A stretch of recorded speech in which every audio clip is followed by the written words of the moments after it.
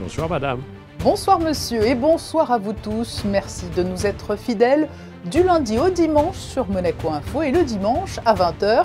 Place au best-of de la semaine, une semaine qui aura été marquée par la clôture de l'année de célébration du 100e anniversaire de la disparition du prince Albert Ier. À l'UNESCO à Paris, l'écrivain et académicien Éric Orsena a notamment rendu un très bel hommage au prince. Cette semaine, il a également été question de la santé du secteur du bâtiment avec le président de la Chambre patronale. Malgré la crise internationale et le manque de certaines matières premières, c'est un secteur qui se porte bien. Le chercheur Stéphane Labranche, quant à lui, est venu nous expliquer ce qui justifie les réactions parfois de lassitude ou d'incompréhension de la population à l'heure où l'on demande toujours plus d'efforts pour maîtriser les dépenses énergétiques. Nous nous sommes intéressés aussi aux origines du monde et à l'affrontement pas si violent entre la science et la foi. Les préparatifs de Noël, nous vous avons donné de précieux conseils pour éviter les arnaques du commerce en ligne. Et puis cette semaine enfin, le journaliste Yann Onona est venu nous présenter le livre qu'il a coécrit avec Yann Casville, le livre en or du basket 2022. Et pour cette année, il retiendra notamment l'incroyable match des playoffs d'Euroleague en mai dernier entre le Pirée et la Roca Team. C'est l'un des plus grands matchs, moi, auxquels j'ai assisté personnellement en termes d'enjeux et puis en termes d'émotion et de tout ce qui s'est passé sur le terrain. Il y avait un niveau de jeu, c'était extraordinaire. Donc oui, Monaco, tout était concentré dans ce match-là. C'est-à-dire, ils sont en train de construire quelque chose depuis quelques années, qui sont en Ligue sans réussir à gagner le titre de champion de France et quasiment en accédant au Final Four. Mais tout est résumé dans ce match-là, c'est-à-dire la construction, le potentiel et probablement le futur.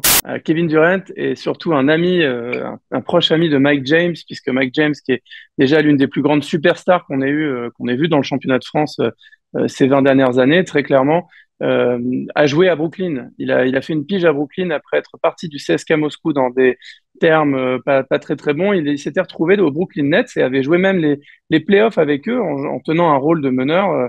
Il a très bien joué, c'est-à-dire dans d'autres circonstances, il aurait peut-être pu décrocher un contrat là-bas.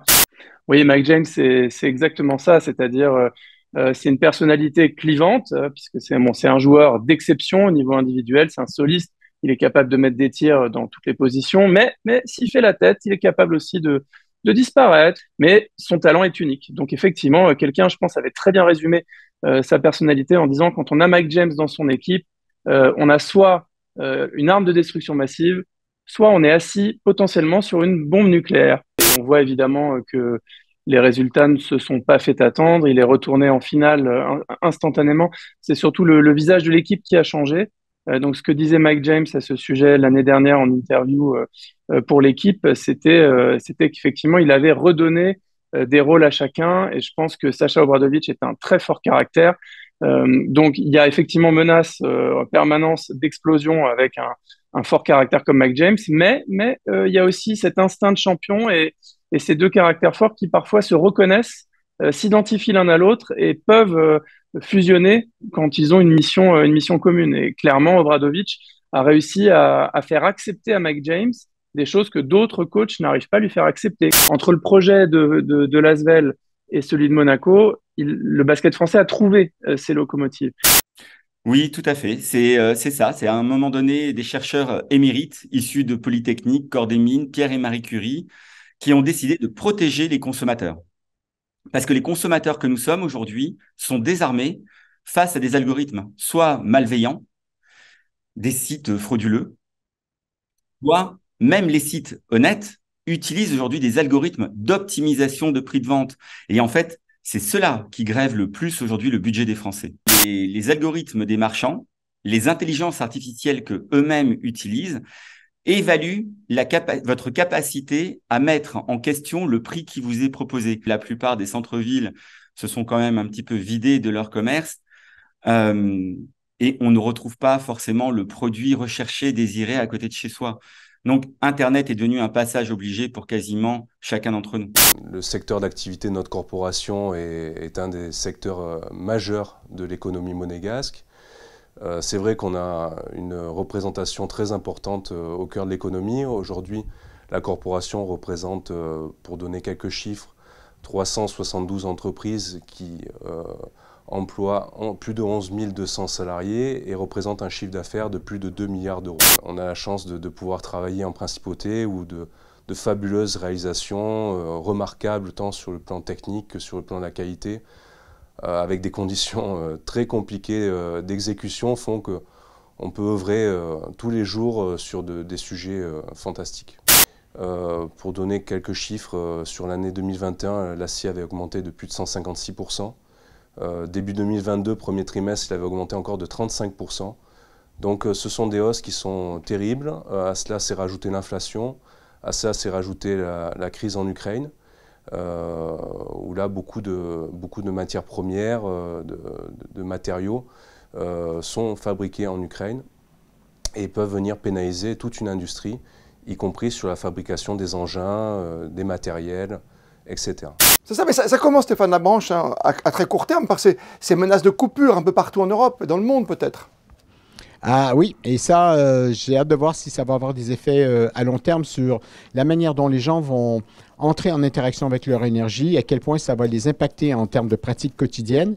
Est-ce que ça va avoir des effets positifs sur leur sobriété en faisant un peu plus attention à ce qu'ils font au quotidien ou pas?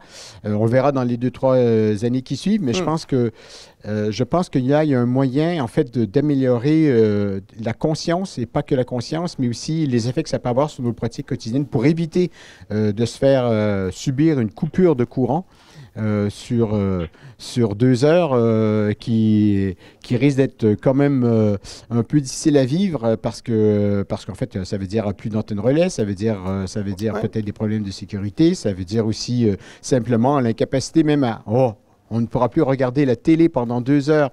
Donc, heureusement que les ordinateurs ont des batteries, parce que sinon, on risque de s'ennuyer. Peut-être que ça va nous forcer aussi à penser à d'autres occupations, peut-être à sortir un peu plus, puis à se balader pendant les 2 heures. Le retour et les effets positifs sur l'environnement, que moi, j'arrête de prendre la voiture ou l'avion, ça ne change pas grand-chose au fait qu'il y a plein de jets privés dans le ciel. Alors, pourquoi est-ce que je devrais le faire? Donc ça, c'est une vraie question de psychologie et de sociologie.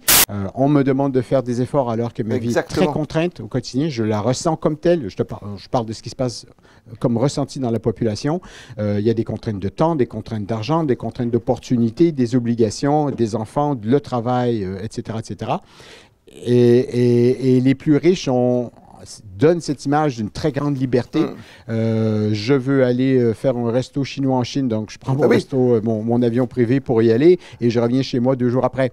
Et soit vous choisissez le domaine scientifique et là, vous connaissez les résultats, mais surtout vous connaissez le fait que, comme le disait notre écrivain national Victor Hugo, la science n'approche la vérité que comme une asymptote, c'est-à-dire qu'elle ne touche jamais la vérité.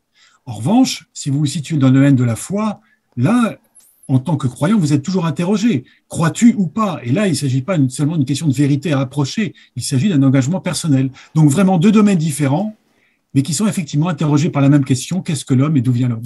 En évoquant nos parents Adam et Ève, c'est déjà le fait de dire que tous les humains, tous ceux qu'autour de nous décidons de doter du titre d'humain, ont de mêmes parents. C'est-à-dire qu'ils ont des origines communes. Ça, c'est un message essentiel. Mais les décennies ont passé depuis Darwin. Il y a à la fois des combats qui ont été menés, qui sont encore aujourd'hui menés soit par des croyants, soit par des scientifiques. Mais fort heureusement, il y a aussi des tas de domaines dans lesquels croyants et scientifiques se retrouvent pour, une fois encore, se poser éternellement la même question. C'est qu'est-ce que l'humanité et qu'est-ce qu'être humain? Beaucoup parmi nous, quand nous avons été enfants, avons rêvé de descendre d'un prince ou d'une princesse, mais nous ne sommes pas tous de Monaco, donc c'était sans doute plus difficile. Ou, vous connaissez l'expression, sortir de la cuisse de Jupiter. C'est ça. Il faut commencer par voir ce que nous avons en commun pour finir par goûter nos différences et goûter notre diversité. Et c'est pour ça que j'ai aussi confiance dans l'avenir. J'ai eu cette chance incroyable d'être élu à l'Académie au fauteuil de Jacques-Yves Cousteau et de Louis Pasteur.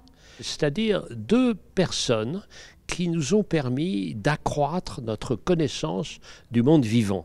Il nous a permis d'agrandir notre connaissance et surtout donner un modèle que la curiosité n'est pas, selon cette phrase stupide, un vilain défaut, c'est l'indifférence qui est un vilain défaut. Et que la curiosité, au sens étymologique, ça vient du mot cura, qui veut dire le soin.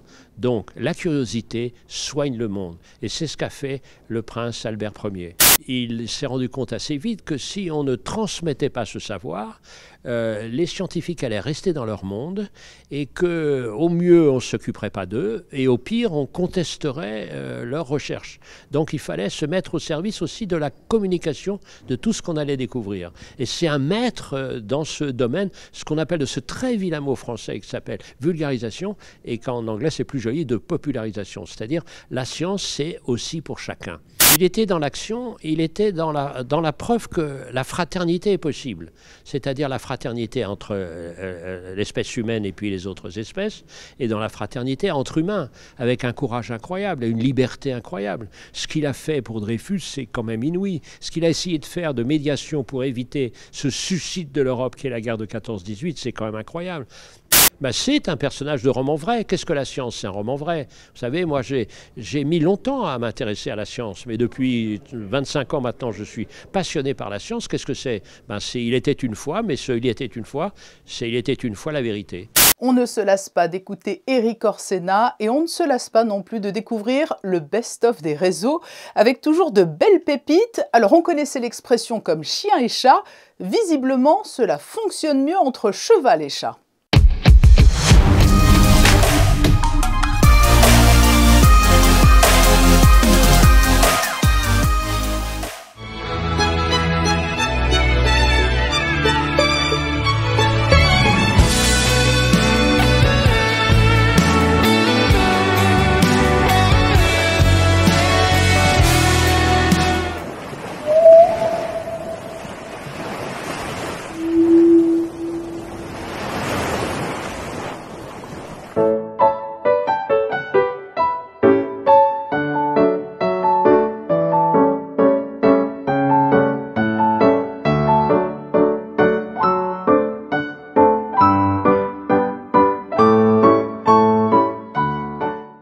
Ainsi se referme ce best-of de la semaine. Merci de l'avoir suivi. Demain à 19 h, c'est Fabien Bonilla que vous retrouverez.